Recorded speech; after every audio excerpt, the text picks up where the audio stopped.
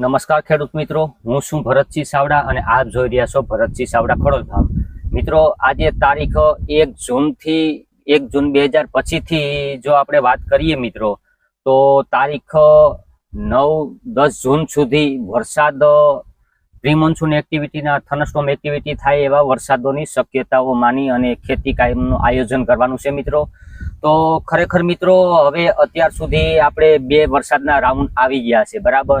એમાં અઠવાડિયું 10 દિવસના રાઉન્ડ વરસાદના આવી ગયા, પછી અઠવાડિયું 10 દિવસનું ખાલું મળી જાય અને પાછો અઠવાડિયું 10 દિવસ વરસાદ આવી ગયો. આપણે મે મહિનામાં 2 રાઉન્ડ આવી ગયા છે. તો ખેડૂત મિત્રો, આપણે ખેતી કામની અંદર અડચણરૂપ વરસાદ બહુ થયા છે અને હજુ આપણે ખેતી કામ 60-70% પહોંચ્યું છે અને હજુ લગભગ ખેડૂતને લગભગ માનો કે 30-35% કે 40% જેવા ખેતી પાકો હજી ઉભા છે અને કાપણી ચાલુ છે અને હાર્વેસ્ટિંગ પણ ચાલુ છે.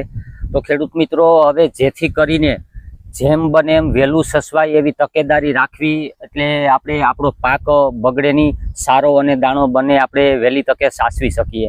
તો મિત્રો, વરસાદની માત્રામાં વાત કરીએ તો આજે તારીખ 1 જૂનથી અમુક વિસ્તારોમાં થોડા ઘાટા એવા વાદળોની શક્યતાઓ દેખાય છે અને તારીખ 2 જૂનથી જોતા અમુક ફોરકાસ્ટ મોડલો એવું બતાવે છે કે સૌરાષ્ટ્રની અંદર સેટ આપણે દરિયાકાંઠાના ગુજરાતના ફરતા દરિયાકાંઠે સૌરાષ્ટ્રના કાંઠારા વિસ્તારમાં દ્વારકાથી માંડી અને ગીર સોમનાથ અને દક્ષિણ ગુજરાત સુધી લગભગ સૌરાષ્ટ્રના વિસ્તારોમાં વરસાદની શક્યતાઓ દેખાય છે.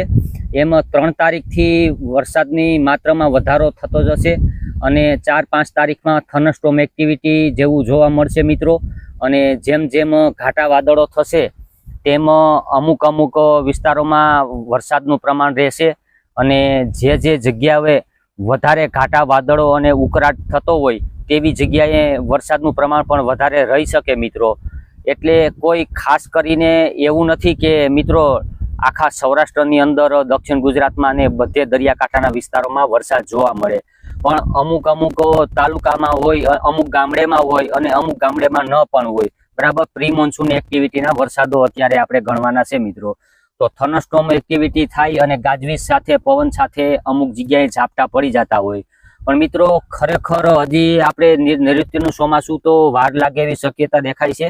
હજી આપણે 10-15 દિવસ રાહ જોવી પડશે મિત્રો.